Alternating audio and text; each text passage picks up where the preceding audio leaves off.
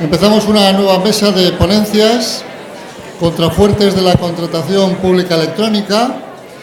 Tenemos a 4 ponentes extraordinarios y que van a ser moderados por Bernabé Palacín Sáez, que es director general de Contratación y Responsabilidad Social del Ayuntamiento de Logroño. Adelante.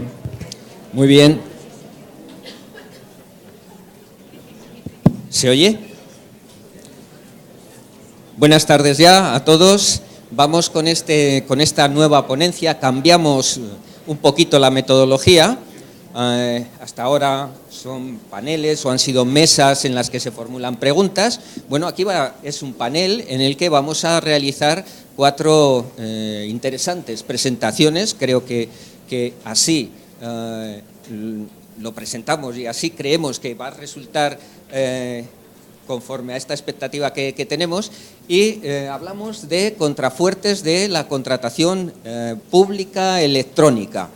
¿Y qué es esto? En este panel de ponencias de expertos no parece que vayamos a fijar la atención en el procedimiento administrativo de la contratación. Por el contrario, parece que con este concepto de contrafuertes lo que intentamos es de apuntalar, de asegurar, de alguna manera fijar el aseguramiento del procedimiento electrónico de contratación, que no es el procedimiento en papel, es un procedimiento diferente y necesita también pues de estos complementos que, como digo, no son instituciones típicas de la contratación pública, jurídicas, económicas o técnicas, y que por el contrario, como estos contrafuertes, nos hablan del aseguramiento, de la seguridad en la información, de la interoperabilidad, de la capacidad para comunicar entre los distintos sistemas, de las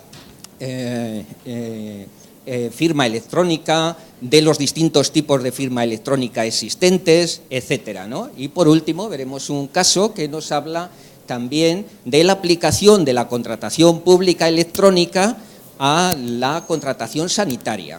Bien, para ello tenemos 4 grandes expertos, como les decía. En primer lugar nos va a hablar Antonio David Bernin Prieto. Él es licenciado y doctor en Derecho de la Universidad Pablo Olavide, máster universitario oficial en Derechos Fundamentales, experto en contratos públicos, máster universitario oficial de Derecho de Nuevas Tecnologías de la misma universidad, y es actualmente colaborador honorario en el área de Derecho Administrativo. Bien, pues cuando quieras, Antonio, nos hablas de tu ponencia. Venga. Buenos días a todos los asistentes. En primer lugar, agradecer fervorosamente a la organización su invitación para compartir un ratito con vosotros con todas las inquietudes que me suscita a mí la interoperabilidad en una materia tan importante y relevante como la contratación pública. Los últimos trabajos que he ido llevando a cabo me he centrado más en el procedimiento administrativo común y régimen jurídico del sector público, sin dejar atrás una de las especialidades o aplicaciones específicas como es en materia de contratación pública. Al ser este un aspecto muy relevante, dado que todos sabemos lo que representa la contratación pública en términos económicos a nivel no solo español sino europeo. Como planteo ya simplemente con el modelo de la presentación, al hablar de interoperabilidad estamos hablando realmente de la interconexión de estas redes, sistemas y equipos entre administraciones públicas, lo cual, dada la premisa de la realidad y la administración electrónica, que ya es una obligatoria base en términos de procedimiento administrativo, y también, como ha comentado Víctor, evidentemente, bajo mi punto de vista, también en materia de contratación pública, pues es un aspecto fundamental y muy relevante, ya no solo a nivel, como decía, nacional, sino también europeo. Problemática fundamental de la que se parte en términos de interoperabilidad, la variado nivel o alcance de interoperabilidad en las distintas administraciones públicas. A nivel de Administración General del Estado es evidente que los avances son muy notables, muy altos y tienen un esquema de interoperabilidad muy alcanzado, con una interoperabilidad real. Sin embargo, conforme vamos descendiendo a administraciones más pequeñas, sobre todo en la administración local, hay diversas experiencias que hacen que la interoperabilidad no siempre sea una realidad. Con lo cual, partiendo de esta premisa, pues traigo algunas consideraciones y reflexiones para compartir con todos vosotros. En primer lugar, apuntar el origen de la interoperabilidad. Vemos ahí dos vías de trenes, porque la interoperabilidad como tal surge originariamente en el derecho de la técnica, para ajustar los anchos de vía existentes en la Unión Europea, con aquella comunidad del carbón y del acero, con el necesario trasvase de materia prima entre la cuenca del Ruhr, el Ruhrgebiet alemán, y las cuencas correspondientes en Francia, entre las cuales tenía que haber cierta estandarización para poder efectuar esos transportes, con lo cual ese es un poco el origen de la interoperabilidad. Como todos sabemos, pues las nuevas tecnologías han ido en auge, han ido en aumento, han habido numerosos avances que han obligado a evitar esa distinta vía empleada por cada una de las administraciones públicas. Todos sabemos que en los inicios, con la Ley de Administración Electrónica de 2007, pues nos encontramos en una situación en la que cada administración pública iba un poco a su deriva, intentando hacerlo lo mejor posible en casi todos, en la mayoría de los casos, pero lo que ha llevado a que cada uno pudiese elegir una distinta solución técnica que, una vez se implanta y es obligatoria en el resto de administraciones públicas, no siempre era interoperable. Esto, en términos eficientes, pues evidentemente es un gran lastre, ya no solo por la distinta finalidad o el distinto sistema elegido, sino porque el gasto es múltiple cuando se puede elegir una solución común para todos. Como todos ya sabemos en muchísimos aspectos tecnológicos, pues se trata de estandarizar para que todos los equipos y sistemas, como decía, fuesen interoperables. Ya aquí, incluso en estos cables que todos hemos conocido, pues ya incluso falta alguno.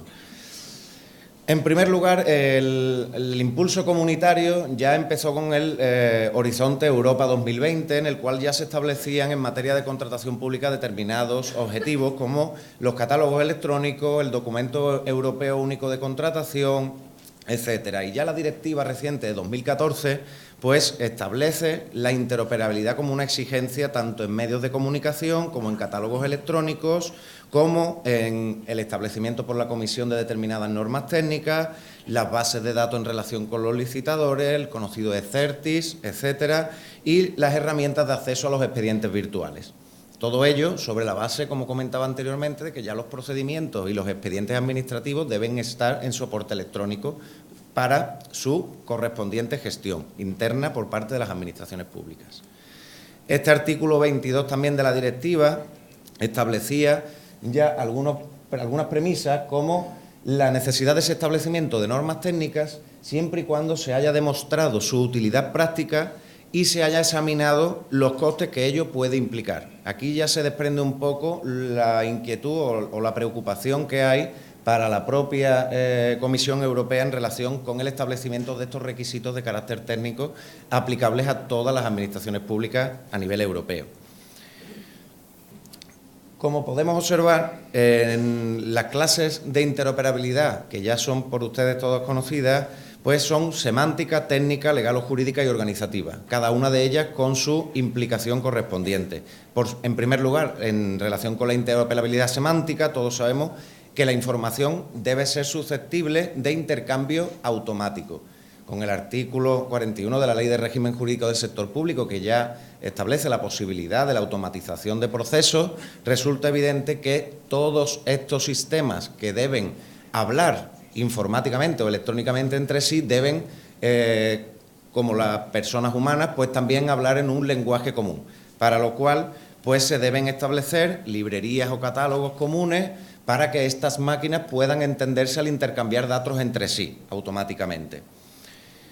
La terminología jurídica es otro problema, porque, por ejemplo, en términos de invalidez de los contratos, por ejemplo, pues ya existen diversas categorías en nuestro ordenamiento jurídico, como la nulidad absoluta, la anulabilidad, pero esto, si lo trasladamos a otros Estados miembros de la Unión Europea, puede tener un régimen totalmente distinto.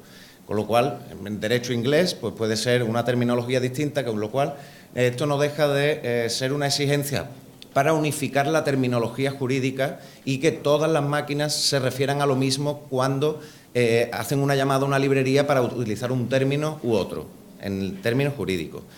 El vocabulario común de contratos públicos es un claro ejemplo de esta interoperabilidad semántica y, de hecho, se ha establecido como una interoperabilidad semántica obligatoria al regularse mediante reglamento de 2002 para el empleo de este vocabulario común de contratos públicos en la Unión Europea.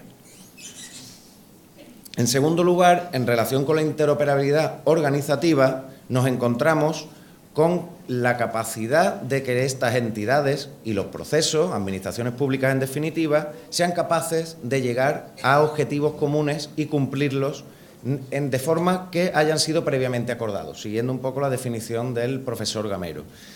Esta interoperabilidad alcanza 3 niveles: el intraadministrativo, el interadministrativo y el de los ciudadanos con la administración pública, por lo cual hay que garantizar que todas esas relaciones puedan ser llevadas a cabo por medios electrónicos. Un ejemplo que el profesor Martínez Gutiérrez pone en relación con esta interoperabilidad organizativa es el documento europeo único de contratación, de forma que con una misma información, un mismo documento, puedan establecerse pues, unos requisitos de mínimo para ser intercambiados entre administraciones públicas. Una de las finalidades, como diré posteriormente, de este documento es que se cumplimente una sola vez. Evidentemente, no haya que cumplimentar varios documentos europeos únicos de contratación en cada una de las licitaciones. En este sentido, pues simplemente apuntar, tampoco me voy a detener demasiado por el tiempo que tenemos limitado para la ponencia, la regulación. Destacar que en la Ley de Contratos del Sector Público pues hay simplemente la mención en el artículo 141 como declaración responsable. Sí que es cierto que quizás resulte algo limitada la referencia al documento europeo único. En cualquier caso, pues a través de la Junta Consultiva también, que en su recomendación pues incluye determinados requisitos de la misma y aclaraciones, y con la normativa comunitaria pues encuentra su regulación. La interconexión de sistemas es fundamental también para garantizar esta interoperabilidad. De hecho, se está trabajando para que el sistema de CERTI pues, esté interconectado al Registro Oficial de Licitadores y Empresas Clasificadas, y esto ocurre en cada uno de los Estados miembros, de forma que se pueda consultar la situación de un licitador con cualquier administración pública de cualquier Estado miembro. Pasando a la interoperabilidad técnica, nos encontramos con que los sistemas, como venía diciendo anteriormente, tengan condiciones mínimas de seguridad, de compatibilidad, etcétera, para que puedan comunicarse entre sí, de forma automática o no. El depósito de certificados ECERTI es un claro ejemplo de esta interoperabilidad y es fundamental para que la documentación exigida sea mínima, uno de los cumplimientos fundamentales del Horizonte 2020 de la Unión Europea. En este sentido, sí decir que ha sido objeto de nula regulación por parte de la Ley de Contratos del Sector Público, salvo 2 preceptos en los cuales se remite para la interconexión del registro oficial al que hacía referencia hace un momento, oficial de licitadores y empresas clasificadas, con el registro electrónico de apoderamientos, que como todos sabemos está regulado en la Ley de Régimen Jurídico, y el de las comunidades autónomas, para que haya una interconexión, pero ciertamente es escaso. Por su parte, la interoperabilidad legal o jurídica, por último, pues supone la adecuada regulación por parte de los ordenamientos jurídicos de los distintos Estados miembros para que haya una común solución técnica a determinada problemática. Ejemplo claro, el reglamento EIDAS de 910-2014, también seguramente conocido por todos, relativo a la identificación electrónica y servicios de confianza para las transacciones electrónicas en el mercado interior. Este es fundamental en materia de contratación pública, en tanto en cuanto establece los requisitos de los sistemas de certificados electrónicos a emplear por las administraciones públicas y a admitir para los licitadores que se relacionen con estas.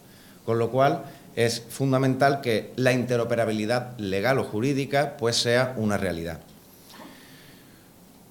Por su parte, en la normativa de procedimiento administrativo y régimen jurídico del sector público, la interoperabilidad también es una realidad y funciona como un principio rector que manifiesta un poco la importancia de este aspecto en el nuevo panorama electrónico en el que nos encontramos.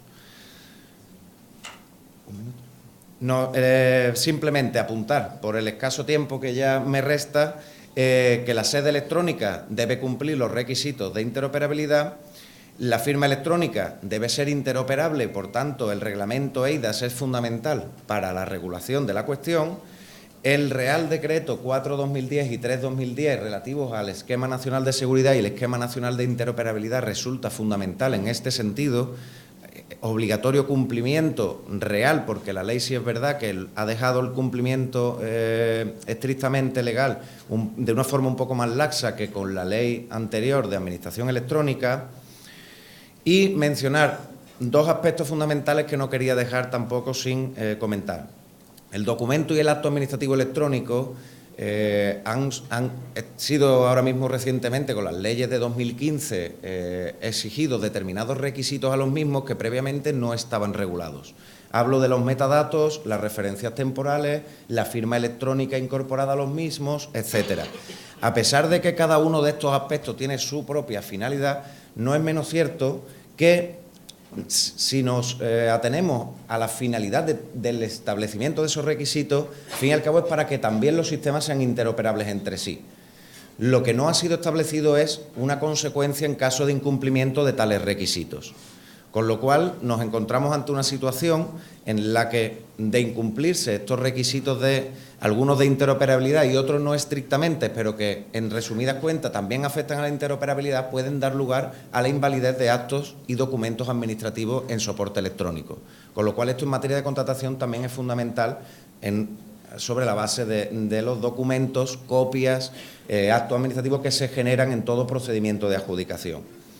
Voy a tener que pasar un poquito más rápido para ceñirme al tiempo y únicamente por, en definitiva, establecer que en caso de establecerse vía pliegos cualquier licitación de un servicio electrónico, resulta fundamental el establecer obligatoriamente el cumplimiento del Esquema Nacional de Seguridad y el Esquema Nacional de Interoperabilidad, porque hay muchísimos pliegos que ni siquiera se hace referencia a ambas normas reglamentarias y esto es fundamental.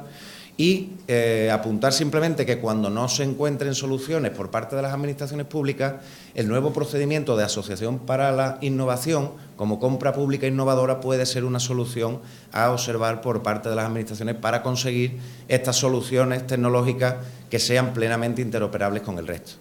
Muchas gracias.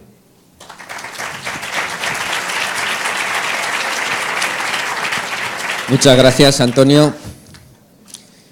Gracias por la brevedad, vamos un poquito apurados de tiempo. A continuación, tiene la palabra otro gran experto en materia de seguridad, es el doctor Carlos Galán, licenciado y doctor en informática, licenciado en Derecho y abogado especialista en Derecho de Tecnologías de la Información. Ha desarrollado la mayor parte de su carrera en el Grupo Telefónica, es miembro del Grupo de Expertos del Plan de Acción Administración Electrónica y del Centro Criptológico Nacional, del que es colaborador permanente. Es autor, además, de una decena de libros relacionados con tecnologías de la información. Cuando quieras. Muchas gracias. Buenos días. Muchas gracias, primero que nada, a la organización por permitirme estar un ratito con vosotros por aquí.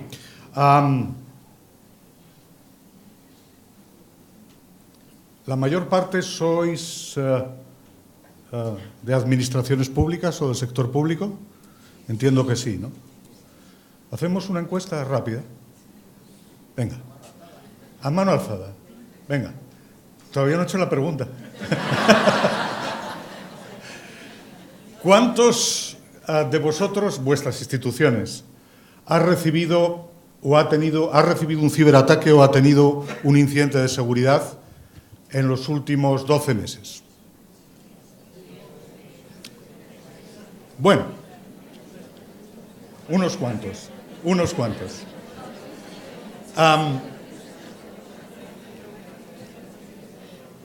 Un amigo mío motero, yo también soy motero, pero solo los fines de semana, o sea que nada, que solamente hay dos tipos de moteros, los que se han caído y los que se caerán. Y es verdad, absolutamente cierto.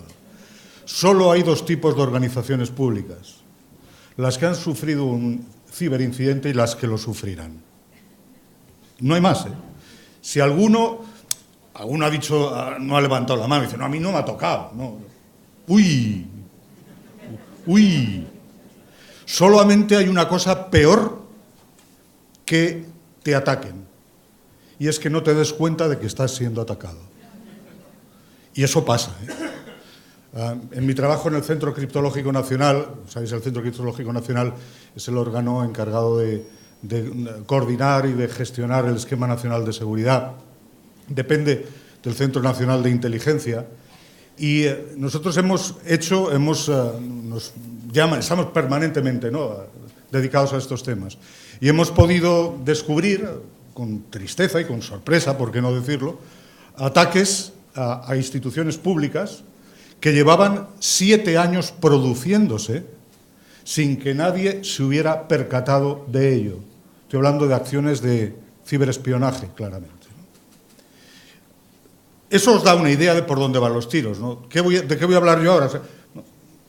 Me toca ser el malo de la película.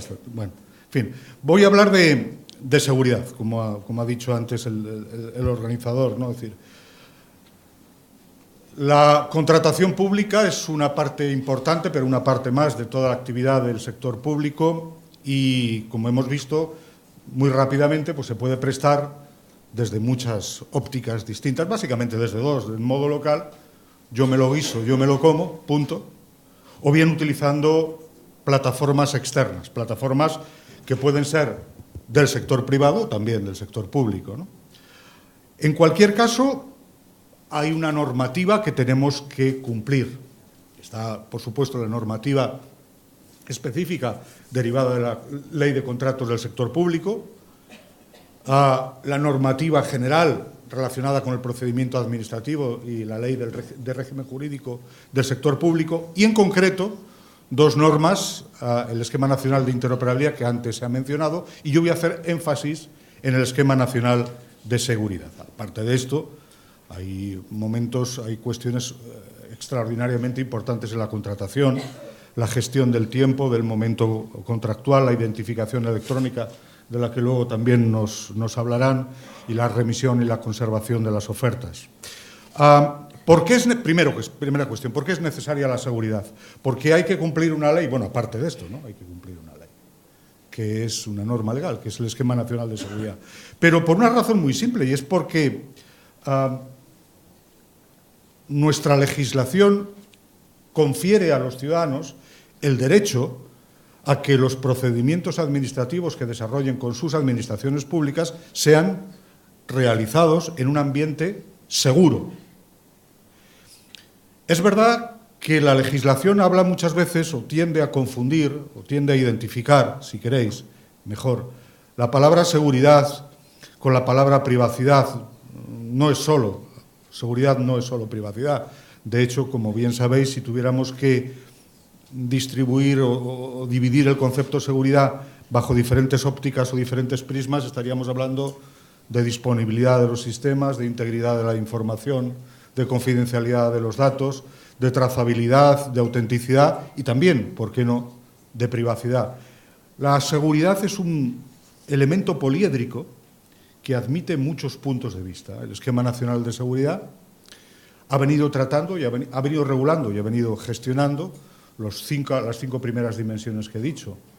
Desde la entrada en vigor de la reciente Ley Orgánica de Protección de Datos y Garantía de los Derechos Digitales, su disposición adicional primera, como sabéis, confiere también al Esquema Nacional de Seguridad la adopción de las medidas necesarias, las medidas de orden técnico necesarias, precisamente para garantizar la seguridad y la privacidad en términos de protección de datos.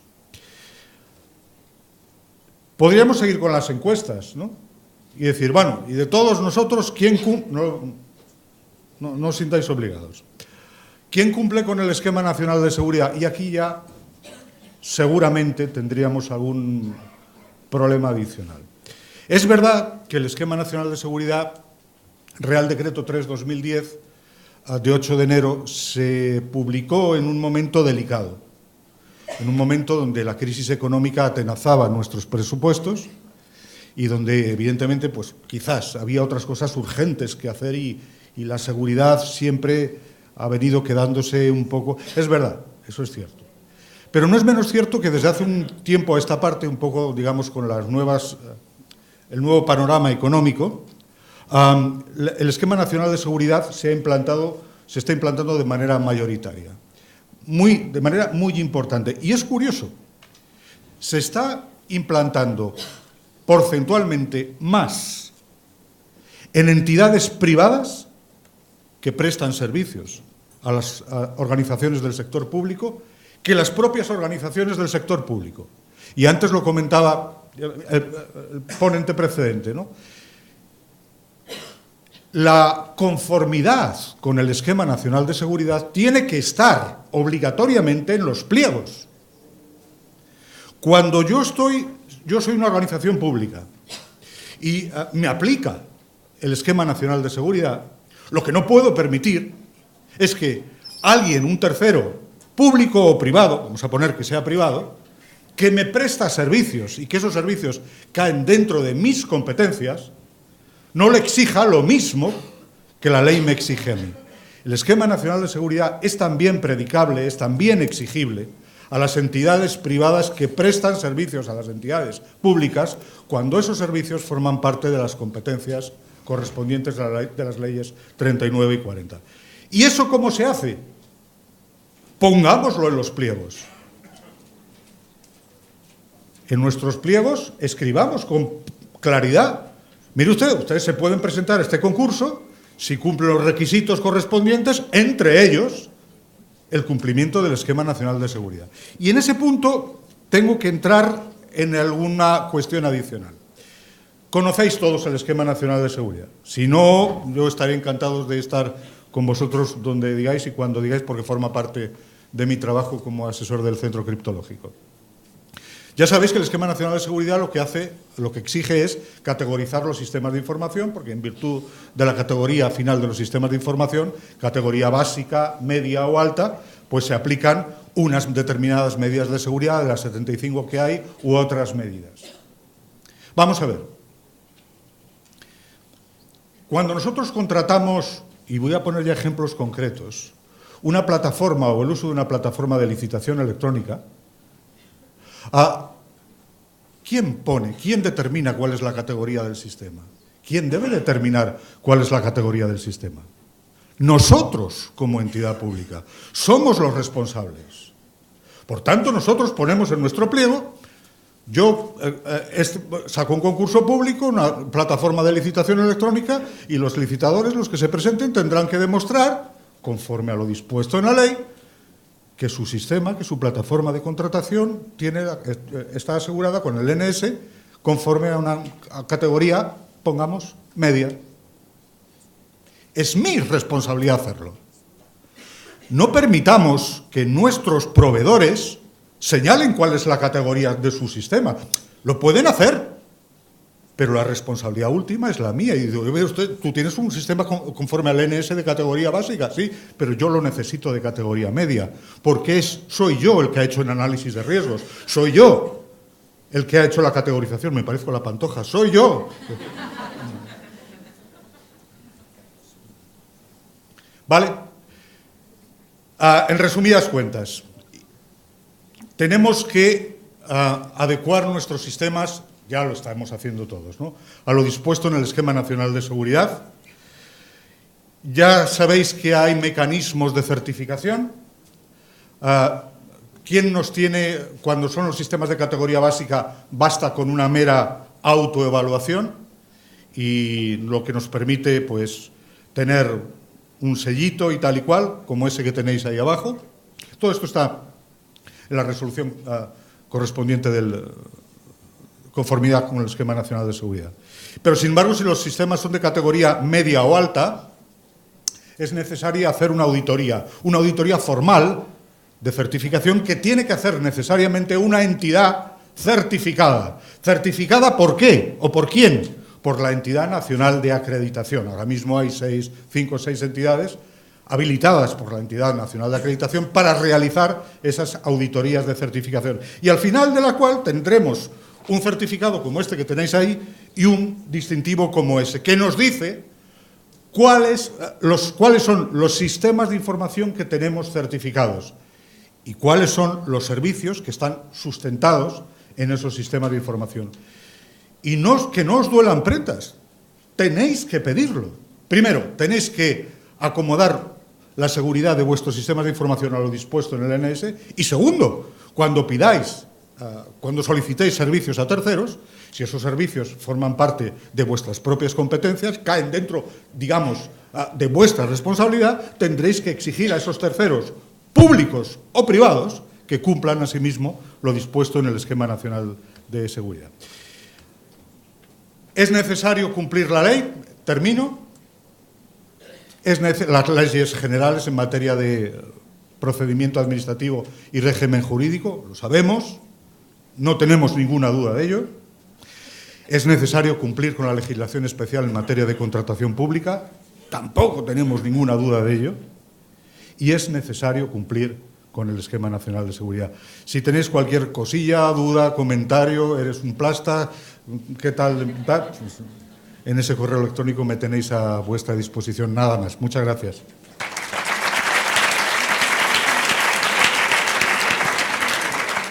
Muchas gracias, Carlos. A continuación, Jorge Fondevila Antolín es licenciado y doctor en Derecho.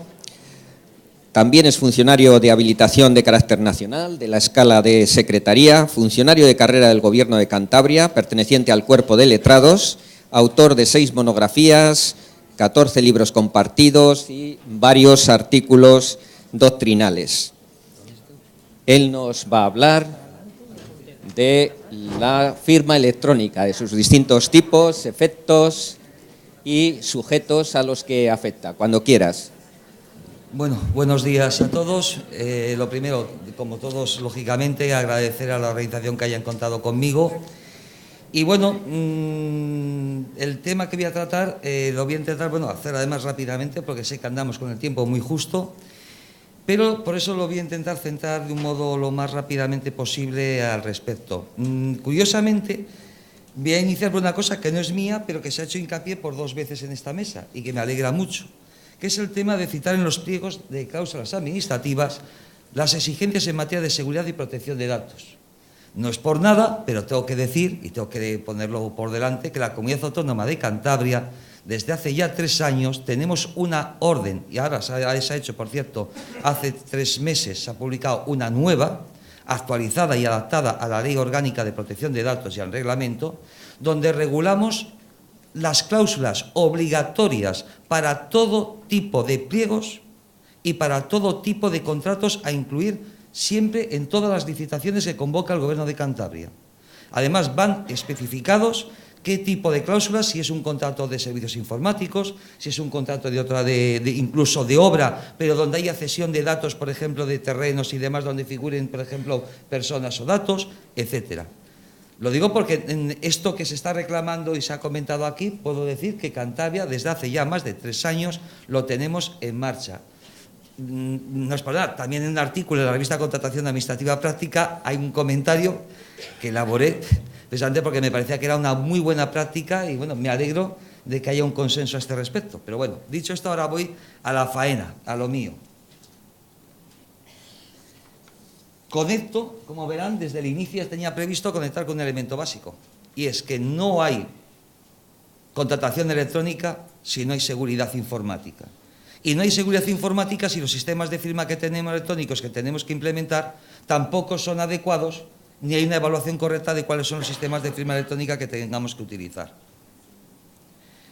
Conectando con lo que decía Víctor Almonacid, y ahí sí lo comparto claramente su tesis, la contratación no podemos entenderla solamente de una manera estándar o única, es decir, licitación y esto es contratación. No. Hay un procedimiento integral, completo, de desarrollo de lo que es la contratación pública o de procedimientos. La licitación es uno más, pero eso nos debe hacer reflexionar sobre una cuestión importante que es lo que yo voy a intentar rápidamente irles contando a ustedes o por lo menos como elemento de reflexión, que puedo decir que nuestra administración también lo tenemos ya implementado.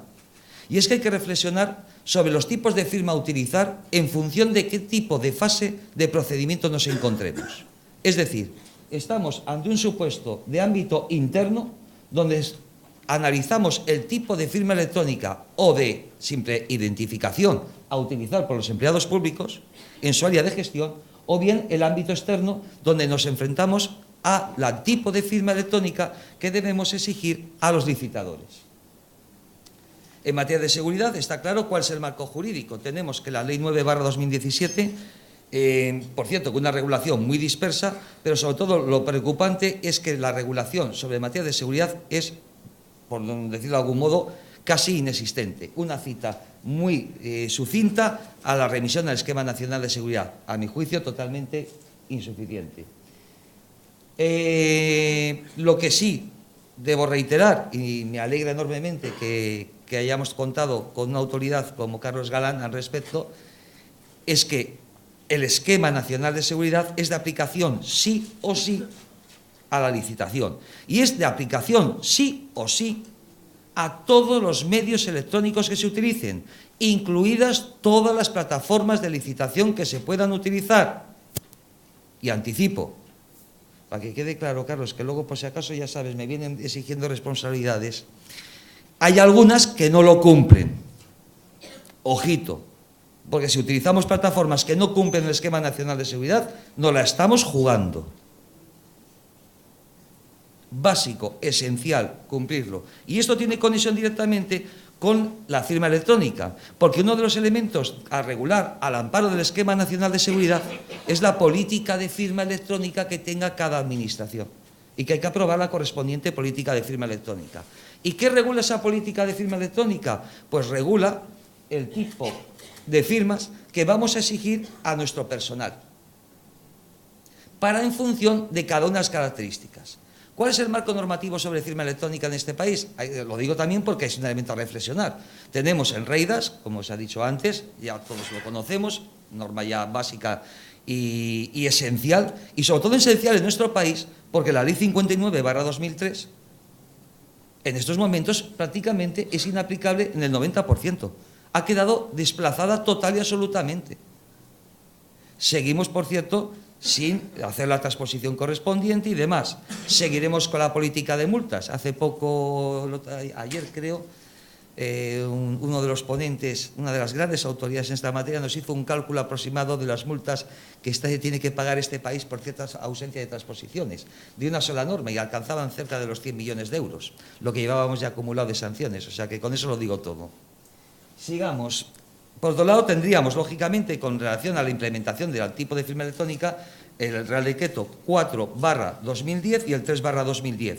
Las normas técnicas de interoperabilidad, el 4/2010, preciso, es el que regula el Esquema Nacional de Interoperabilidad, y el 3/2010 es Esquema Nacional de Seguridad. Normas técnicas de interoperabilidad y política de firma electrónica. Tipología de firma, simplemente voy a pasar por encima, y esto es muy básico, esto es prácticamente de 3 golpes. Firma electrónica simple, prácticamente no nos vale para nada, es lo que podemos poner en cualquier correo electrónico cuando ponemos con un escudito o ponemos el anagrama.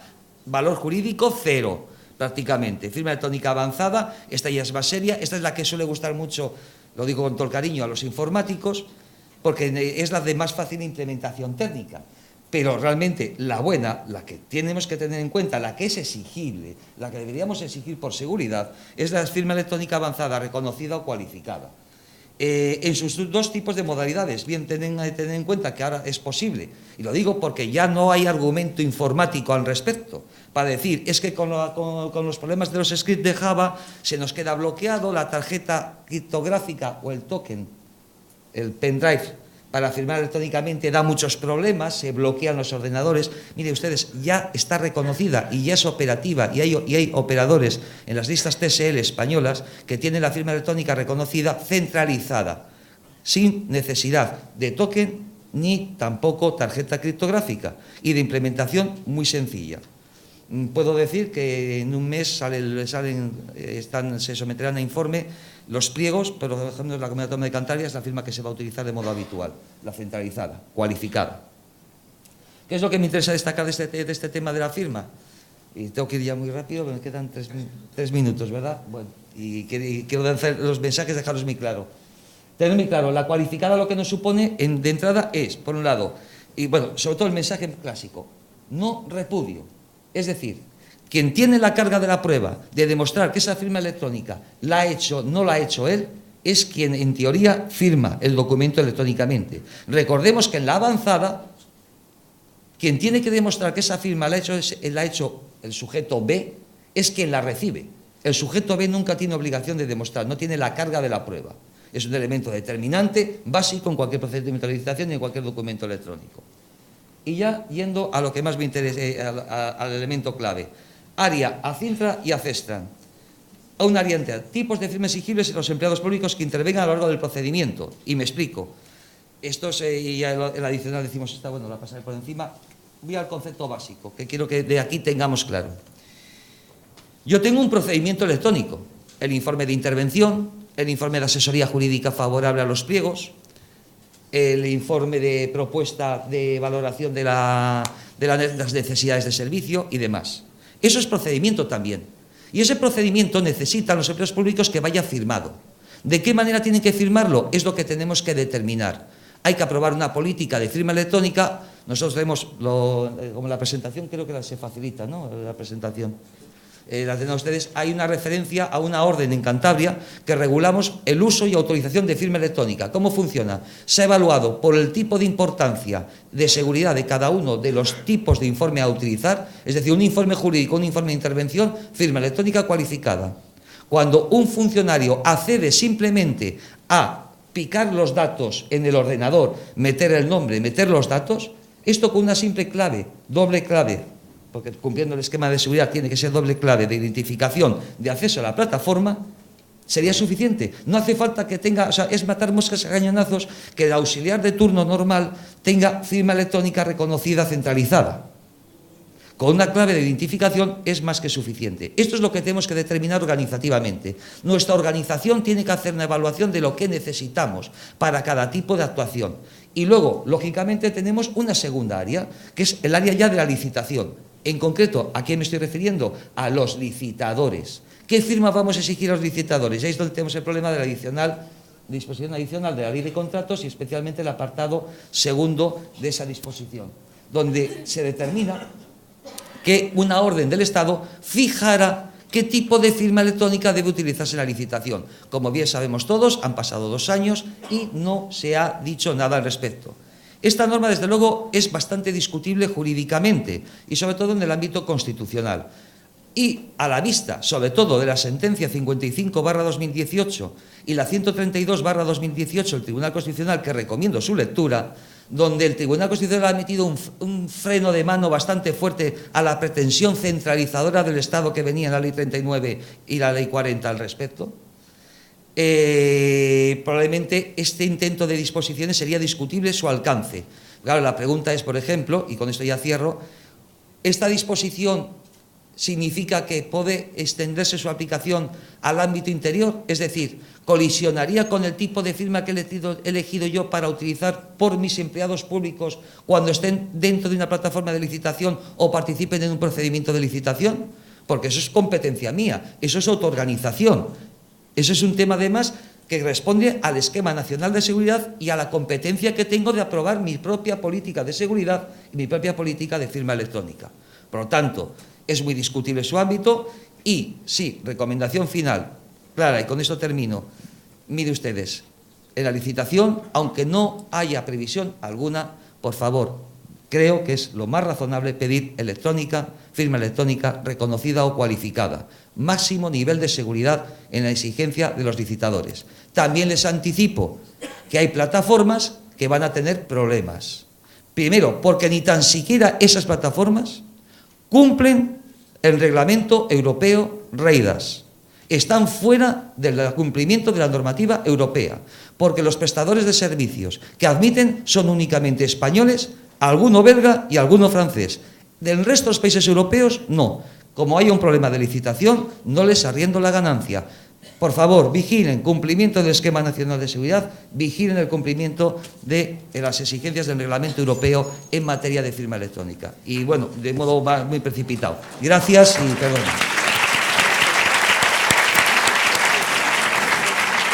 Muchas gracias, Jorge. A continuación interviene Sara Castelo Ruano. Ella es abogada, socia fundadora junto con Elena Miguel Herrera de Tesera Iberia. Dirige el Máster de Contratación Pública Sanitaria, ya se encuentra en su 4ª edición, camino de una 5ª, y es ponente habitual en congresos de contratación pública. Pues cuando quieras. Bueno, si me permiten, yo no voy a proyectar por el tiempo sobre todo y por intentar transmitir lo mejor posible, ¿no?, las ideas que quiero transmitirles, ¿no? En primer lugar, bueno, mi agradecimiento al Congreso, formar parte de esta mesa de los que, bueno, pues puedo desvirtualizar algunos y otros a los que admiro profundamente, pues es un placer para mí, ¿no? Hoy me toca estar a mí aquí, pero Tesera Hospitalidad somos una empresa con 26 personas ya en Madrid y 5 en Lisboa. Mi amiga primero y socia Elena Miguel, que también está por aquí, y el alma de Tesera, Carlos Urzaiz, por otro lado, junto con nuestra imagen corporativa Ariel Román, pues son los principales motores, ¿no?, de Tesera. Y somos una empresa que estamos microespecializados en el sector sanitario, ¿no? Hay poco sector sanitario hoy aquí, aunque vemos caras conocidas, ¿no? Pero yo creo que el poder transmitir, ¿no?, cómo la licitación electrónica puede potenciar, ¿no?, determinados aspectos en la ley en un sector tan especial como el sanitario, pues puede ser de interés también para todos, ¿no? Sector sanitario, no hay una ley especial para el sector sanitario, ley para los servicios telecomunicaciones, servicios especiales, etcétera. Sector sanitario no. Hay quienes dicen, una ley especial para el sector sanitario. Pues si tuviéramos que hacer una ley especial para cada sector, esto sería caótico, ¿no? Siempre recuerdo las palabras de Jesús Vidar, ¿no?, el ex director general de Patrimonio de la Comunidad de Madrid, dice, no es que de casa hay que venir llorado. O sea, el sector sanitario no hay una ley especial y probablemente no la habrá, ¿no? Los hay quienes dicen, no, pero lo que puede hacerse es modificar la ley general y ahí incorporar aspectos que puedan poner de manifiesto las especialidades de un sector, ¿no?, como es el hospitalario. Bueno, no tenemos una disposición adicional, la 27ª, que regula las compras de Ingesa, del Instituto Nacional de Gestión Sanitaria. Paco Valero siempre dice, bueno, en el texto refundido éramos la disposición 28ª, en este somos la 27ª. A lo mejor es que al sector sanitario se le está dando cada vez un poco más de importancia, ¿no? Y luego estamos, bueno, pues entre los que me encuentro yo, ¿no?, yo creo que los más ingenuos, ¿no?, que decimos, oye, ¿por qué no potenciar, ¿no?, una ley especial en materia de sanidad a nivel europeo, ¿no? Probablemente los más ingenuos, ¿no? Bueno, ¿cómo la licitación electrónica, ¿no?, puede potenciar en un sector como el sanitario determinados aspectos importantes de la nueva ley, ¿no? Claro, los primeros, los principios generales de la contratación. Publicidad, la publicidad genera transparencia, no todo lo que se publica tiene por qué ser transparente. Por ejemplo, si yo quiero encontrar un precio de adjudicación de un medicamento, ¿lo puedo encontrar fácilmente a pesar de que los precios de adjudicación se publican? Pues probablemente a fecha de hoy es bastante difícil encontrarlo.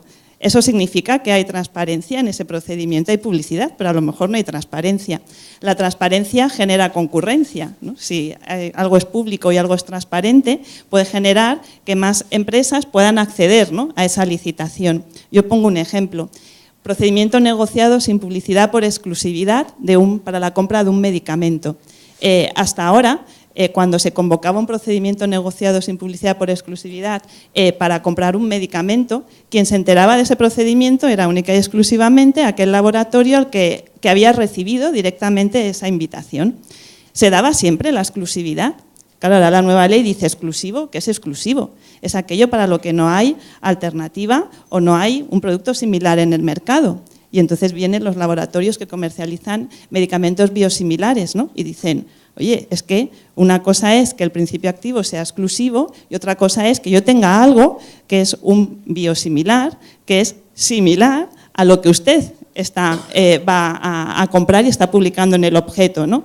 Y nos estamos encontrando con situaciones muy curiosas, ¿no? Antes ha salido a la luz la Pantoja, pues vuelve a salir ahora, cuando una administración bueno, pues se atreve y hace público un procedimiento negociado sin publicidad por exclusividad, que a través de las plataformas electrónicas, bueno, pues es un medio, ¿no?, por el que se hace público.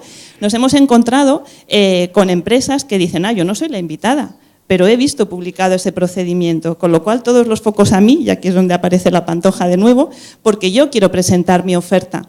Presenta la oferta y como ese laboratorio que ha visto publicado el procedimiento es listo, dice, ¿a qué precio tengo que ofertar?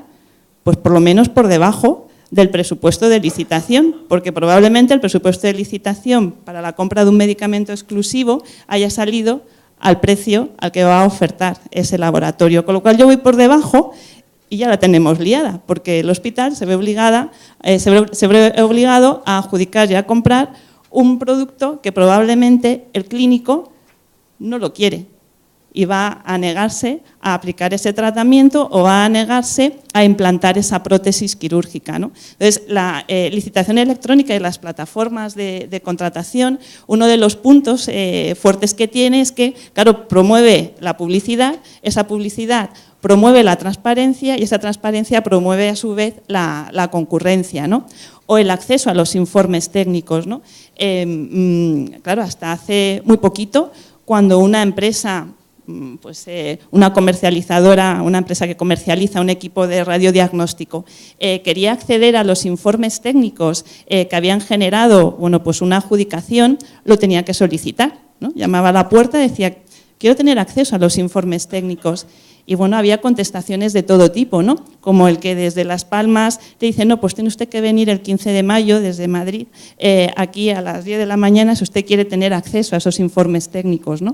Bueno, pues el hecho de que esos informes puedan estar publicados en una plataforma y se pueda acceder a ellos sin tener que desplazarse desde Madrid a Las Palmas un día de fiesta, ¿no?, en la Comunidad de Madrid, pues bueno, pues genera también y potencia, ¿no?, esos principios básicos de la contratación, ¿no?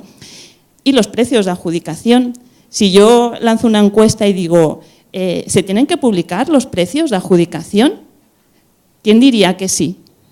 Que los precios de adjudicación tienen que ser públicos. Yo creo que probablemente la mayor parte del auditorio, ¿no?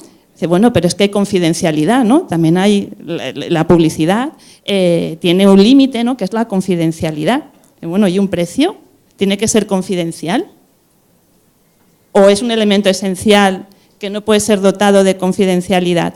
¿Y por qué digo esto? Pues porque tenemos un problema en el sector sanitario muy importante con este tema, porque los laboratorios que comercializan medicamentos exclusivos, cuando obtienen la autorización de comercialización, tienen dos precios, que es el precio informado y el precio notificado. Es un precio que es el precio de venta al laboratorio y otro precio que tiene un descuento sobre el precio de venta al laboratorio, pero que con el Ministerio se ha negociado que no sea público.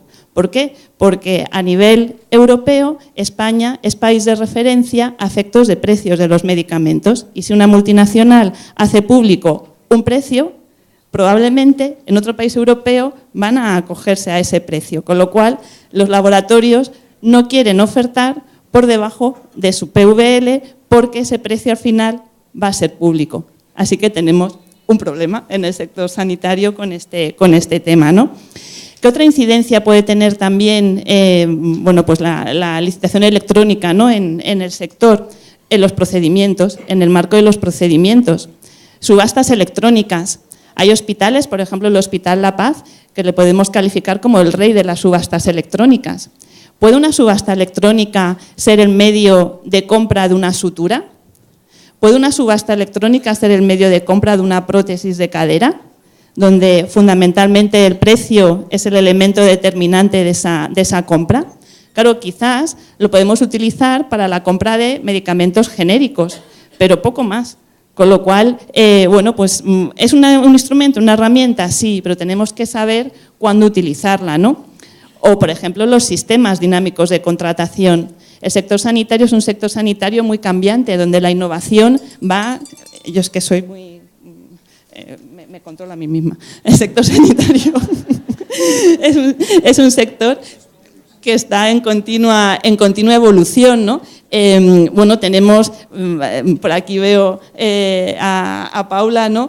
Como el Consorcio de Salud y Atención Social de Cataluña para la compra de medicamentos exclusivos, pues se plantea, ¿no?, el sistema dinámico de contratación y ha sacado ya la primera consulta preliminar al mercado de cara a la convocatoria de ese sistema dinámico de contratación, ¿no? Claro, sin licitación electrónica esto sería totalmente imposible, ¿no?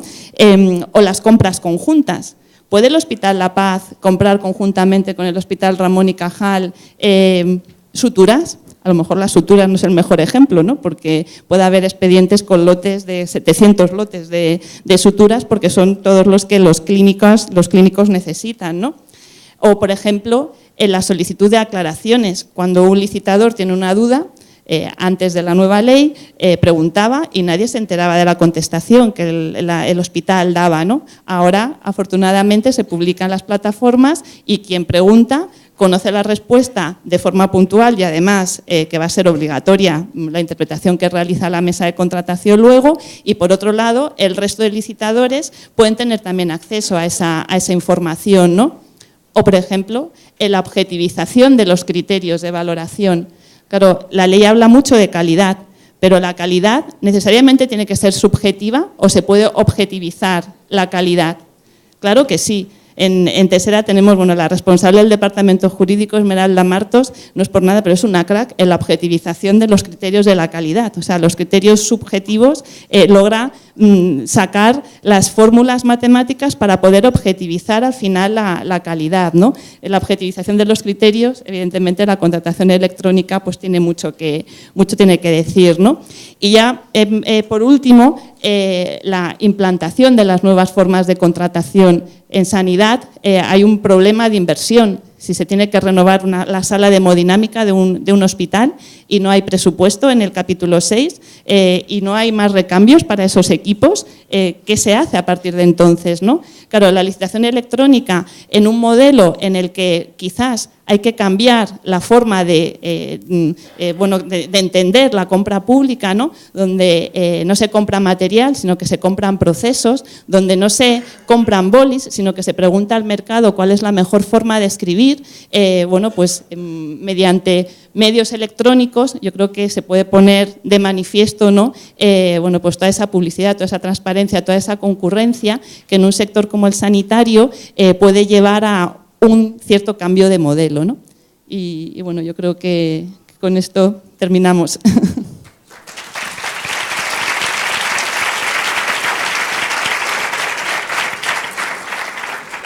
Bueno, disponemos todavía de unos minutitos.